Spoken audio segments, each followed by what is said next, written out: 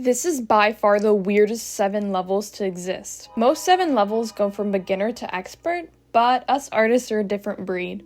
By the end, art becomes...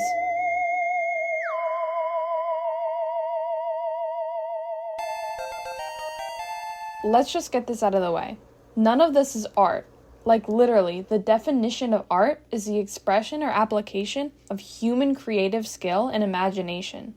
And last time I checked, robots are not humans. AI art isn't even worth including in the 7 levels of art. These artists don't even know they're artists yet, but you know for a fact they're always drawing in the margins of their notes when they're in a boring class. Level 1 artists channel their passion for art into school projects and posters, making them artistic masterpieces. But they have yet to get an actual sketchbook and start drawing. And of course you can't forget, they were definitely elected most creative in their middle school yearbook. Here is where the artist mindset shifts. Level 2 artists finally acquired a sketchbook, but are not sure what to draw. Their sketchbook is full of eyes, lips, and anime characters. They have yet to have any experience in actual drawing, so tutorials become a prized tool. For me, this meant watching Draw So Cute for 3 hours straight. If you know, you know.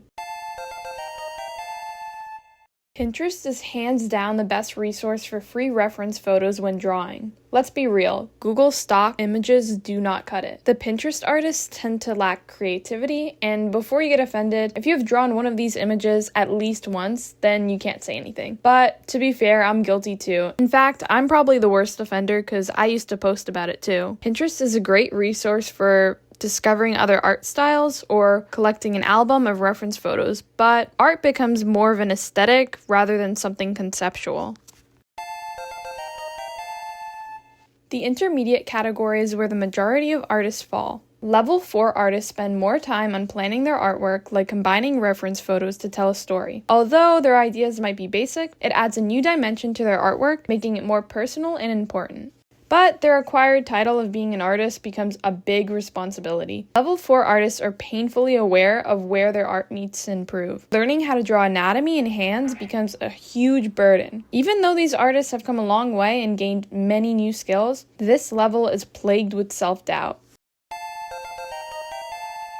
Michelangelo, Da Vinci, Caravaggio, Van Gogh, Frida Kahlo. The master artists have a god-tier level of skill. Level 5 artists have produced some of the most beautiful paintings to have graced this earth, and their artwork lines the walls of the world's best museums. These artists have not only created iconic artworks, but they have also influenced countless generations of artists. Also, something important to recognize is that most of these artists were not nearly as recognized as they should have been throughout their life. Van Gogh only gained popularity after his death, but now people flood museums to get a glimpse at his paintings. Whenever you feel self-doubt in your artistic abilities, remember that maybe in 100 years, you might be the artist we study in textbooks. The best art movement to summarize this level of art is surrealism. Surrealism depicts dreamlike states, but in a hyper-realistic style. This movement can be unappealing to some because if you look at it, it looks like some of these artworks should not even exist. But the general idea of making art with both scale and storyline is really important for all successful artists to have. Just don't take it too far, which leads us to level 7. Honestly, this level doesn't even have a name. Words cannot describe this level of art. Nobody even wants to describe this level of art. As an artist, I think I could say for many other artists, we are all embarrassed that this level even exists. Remember that thing called skill?